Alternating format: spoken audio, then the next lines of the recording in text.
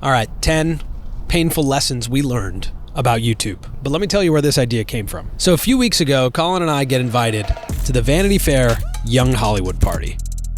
And I thought to myself, how young do you have to be invited to the Young Hollywood Party? Because we're pushing 40.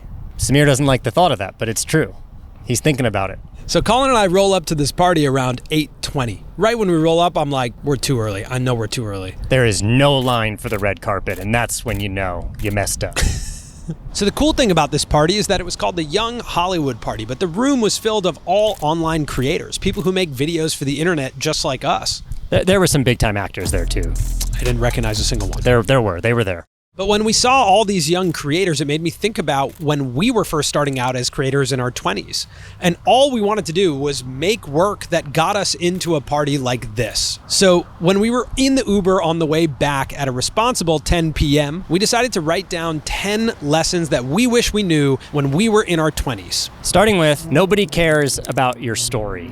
This building behind me is where Samir and I spent the majority of our 20s. Samir's dad is in the fashion business, and this is one of his warehouses, and he moved a bunch of boxes aside and agreed to let us use it as our first office. We're building the lacrosse network, and Samir comes up to me and he suggests that we tell a story about a major trade that happened in pro lacrosse. And I looked at him and I said, people aren't really talking about this. Sure, there's some tweets about it and there's some articles written, but no one's talking about this trade, so we shouldn't be talking about it. No one cares. And he said to me, it's our job as storytellers to make people care. And that flipped a switch in me, and I hit the road and I spent a month living with Paul Rabel, documenting his life. And it went from a story about a trade to a deeply personal story about a guy who would go to incredible lengths to win. And that series ended up becoming one of our most successful on the channel and truly set the tone for who we would become as storytellers. And so the gap between people caring and not caring is the story that you tell. So if you're thinking about telling a story about your own life and you're discouraged thinking no one cares, then you're actually onto something. That's where you want to be, because that's where all the opportunity is. Okay, I have a question for you, Pa. Yeah. Oh, you're getting your coffee. What advice would you have for your younger self? Like, imagine yourself in your 20s. What advice would you give to yourself? Spend more time enjoying and playing than working. That's a great lesson. I wish we heard that. Yeah, that's good. After the Lacrosse Network, this was converted into a full creative space, like a photo studio. This was a place that we would just come to every day, no matter what. And a lot of times for almost no reason. It was just to have a place to go and to feel like we were working on something. But I would say a lesson that we learned was it's better to get out of your box. Whatever that comfortable place is that you're creating from, you gotta break that. What is it, Ernest Hemingway who says it? Yeah. To be an interesting writer, you have to go live an interesting life. I think the same goes for making anything creative. The context matters as much, if not more, than the product itself. So there's this video of Virgil Abloh, and he's holding up this tin candle. And he explains that if this tin candle is sitting in a garage, it just looks like a piece of trash. You wouldn't even notice it. But if it's sitting in an all-white room, it becomes art. So his choice is he can either work on the candle or work on the room that it sits in. So as creators, this is something that we realized pretty late. We would tell a lot of people the ideas that we would have for videos or projects, and we wouldn't get much traction. That was it. It was just like, yeah, that's a good idea, man, cool. But the moment that we actually took the time to put that idea into a pitch deck, give it a name, a logo, make sure it was easy to talk about, it changed everything. So it was the same idea, just like that candle, but in a totally different context. Success is the opportunity to do more of what you're currently doing. So this right here, this studio, this is where I had my first creative job ever. In 2011, I had just graduated film school and I got a job as an assistant editor here. And the job was to work on a film called Ides of March, but I would dress as cool as I could and I would walk really slow just in case a producer was like, wait, who's that guy? Is this, we got a trash truck situation? The editing room was just to the right. The lead editor of that film, and my boss on this project was a guy named Steven Marioni. He edited Swingers. He did the Ocean's films, 11 and 12 and 13. He won an Oscar for Traffic. So he decided to take me out to lunch here at Terrace Mexican Grill. And that lunch changed my life. And we would come here every day for lunch. But on this day, he wanted to ask me why I was so frustrated. I started by explaining to him that I felt like everything we were doing here in this editing room was moving really slow. It didn't feel like the creative energy back in film school where I would come up with an idea, grab a camera, I would write it, direct it, produce it, edit it, act in it. I could do everything, upload it to the internet and send it to my friends in like a week. So he gave me the best piece of advice I've ever gotten. He said, right now you're an assistant editor and you're pretty good as an assistant editor, and I'd hire you again as an assistant editor. Then I'd recommend you to my friends as an assistant editor, and you'll keep getting jobs as an assistant editor until maybe one day, if you're lucky, you could be me. Do you want that? And I said, no, I don't want that at all. I want to do something with a lot more creative energy. He said, so whatever's in your head, whatever that thing is you just described to me, go do that. Figure it out. Get another job if you need to, pay your bills however you need to, but do that thing that's in your head. Because success in our industry is just the opportunity to do more of what you're currently doing. So I left the job and I started uploading to YouTube. What's your review? Good. Yeah, it still hits. Failure is always worse in your head than it is in reality. In 2020, we moved in to this office building. What are you doing? We're making a YouTube video. Do you have any advice to give to your younger self? Don't be cautious. You're all too cautious. Well put. Don't worry about your rent. You'll figure it out. That's good. You figure it out. Nice meeting you. The day you stop caring about the ratings is the day you get out of the business. Who was it who said that? I don't know. Some film producer said that on a podcast, but it made me think about a lesson that I've learned over the past 15 years is that a 10 out of 10 always hurts. It's painful. And the fact that it's painful means that we care about people seeing it. And to be honest, that is the business of being a creator.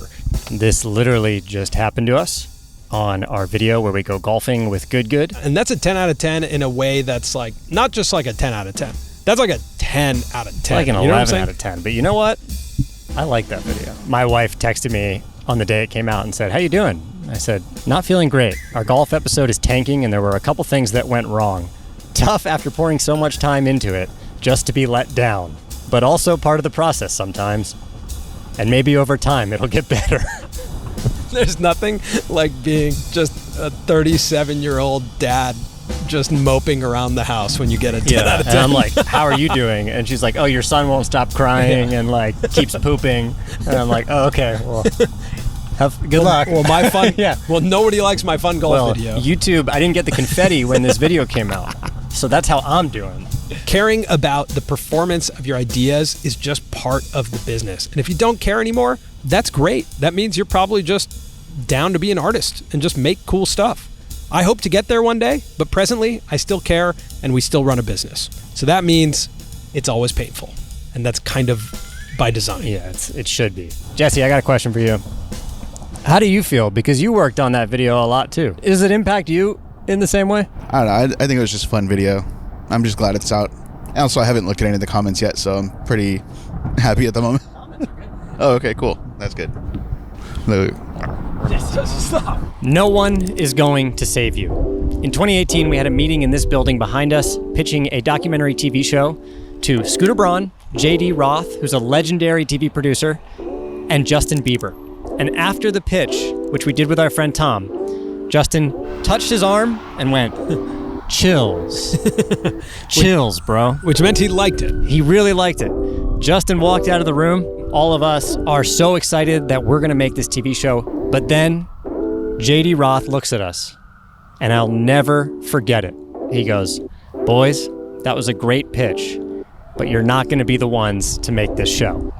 And he kind of just like took the air out of the room. I remember feeling like a pit in my stomach. I was like, what do you mean? We put together the pitch and he loved it. He had chills. He was very blunt and he said, you need them more than they need you. So if they like the idea, they're going to go with a trusted storyteller, director who's been doing this for a long time that they have a relationship with. And he wasn't being mean, he was just being honest. And he said, look, you guys are cutting your teeth as storytellers and you're going to keep doing things like this and you're going to learn and you're going to get better and you're going to get better. And then one day you'll realize you made that movie. But this one isn't it. And when we were in our 20s, every meeting we got, I thought was going to change our life or save our life. I just wanted to reach my hand out and have someone pull us out of the mud and go, here's Colin and Samir. I got you guys. Don't worry. But that never happened and it's never going to happen. Don't assume the meeting is the answer to all your problems. The work is the answer. Chills. Chills. Shout out to Tom Boyd. We wouldn't have even remotely had the chance to tell that story because it's Tom's story without Tom being one of the earliest listeners to our podcast. The career of being a creator is pretty lonely. This behind me, this is the Lighthouse campus in Venice, California. It's a campus for creators and creative people. There's studios downstairs, there's workspace upstairs, and this is where we work now. But it's not always where we've worked. Most of the job is being alone, like just filming videos of yourself by yourself, then taking the SD card from the camera, putting it in your computer by yourself, watching videos back of yourself by yourself, editing the video by yourself, and then just uploading it mostly by yourself. Remember that photo of me in Hollywood? That was crazy. That was dark. Yeah, that was a dark time. You get it. Yeah. Yeah, it wasn't fun. Yeah. One of the first times we felt creative community truly was when we started editing with the Yes Theory guys. And editing in their house, just editing next to other people editing who are really into YouTube, making YouTube videos was like, oh, this feels good. This is the dream. Yeah, the best thing in the world is editing something that you're proud of and then showing someone next to you and having them feel that excitement of what you just spent hours doing. That's what we get here. Hayden, what do you think is the biggest difference between editing alone and editing around other people? Focus. Oh, so you prefer to be alone? I prefer to be alone. So actually, can you guys? I'm busy editing. Do you mind getting out of it? Okay, that's totally fair. Yeah. Okay. I mean, not everything we say is right. This place has been a complete blessing. I'm very proud to be a part of this project. And just so happy to walk in here every day. Now, not everybody has a creative campus in their town, but I would highly recommend finding a group of creators. Maybe that's at a coffee shop, maybe that's just friends, finding other people to edit alongside, to work next to. First of all, you're gonna be much more interesting as a creator if you're around other creators, and you're gonna just get to where you wanna go faster if you're with a group of people who are trying to do the same thing as you. It's one of the biggest reasons we've invested in doing more events, because we think creative people getting together is one of the most fun things and also one of the most important things in our world. So if you want to come, by the way, 500 Creators, Press Publish LA on May 28th. The link for that is in the description. Also, when you're in Venice next time, pop by the Lighthouse campus. This place is cool. Not all views are created equal. The first video I ever made had about 500 views on it. And one of those views was Samir. And he sent me an email. I had no idea who he was. He was a total stranger up until that point. And we ended up working together. I moved to LA and my life drastically changed. It can be painful to work on something and have very low viewership, but we've seen time and time again that even videos with some of the least amount of views have had the biggest impact on our lives and our careers because of who's watched them and who's reached out. Also, get an accountant. I didn't have an accountant at first, and I didn't pay my taxes right. It really sucked. I don't know what number that is, but get an accountant. Still in the shot. Jesse, get out of the shot. Jesse, get out of the shot, dude. Jesse, you're still in the shot. Jesse, you can't hide there the whole time. Wait, you're still in the shot. Clarity is hard and patience is painful. Something I've learned over the past 10 years is that everything you want to happen will likely happen, just not how you think it'll happen or when you think it'll happen. What's going on, Ozzy? Ozzy, you want to introduce yourself? What's your name, Ozzy? Ozzy. It's so good. It's so good. Ozzy, you want to make YouTube videos? Ozzy. Yeah. Don't eat it, Ozzy. We need that.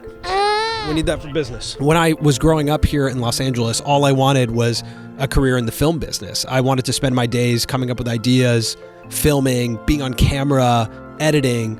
And now at 37 years old, when I look back, I'm like, oh wow, that actually did happen. That was what I wanted to happen. But it is not at all what I thought it was going to be or when I thought it was going to be. The most important thing is that you're clear about what it is that you actually want and honestly wanting it. Because if you do that, it's like pointing a ship in a direction. You will eventually get there, but it might not look exactly what you think it'll look like. So as I reflect on our career so far as YouTube creators, and even in the past 3 months of this year, So much of what has happened has been a result of finding clarity. And when we were at our most lost in this career, we wrote down 16 questions to ask ourselves. And we went through the exercise of asking ourselves these questions in an effort to find clarity of what we actually wanted to happen. So if you find yourself in this position, if you're searching for clarity right now, if that sounds like a fun writing exercise for you, we linked those questions in the description. Just click, you can put in your email, and we will send you a sheet with all of those questions. Clarity is hard to get to. You have to work to get to it, and patience can be painful.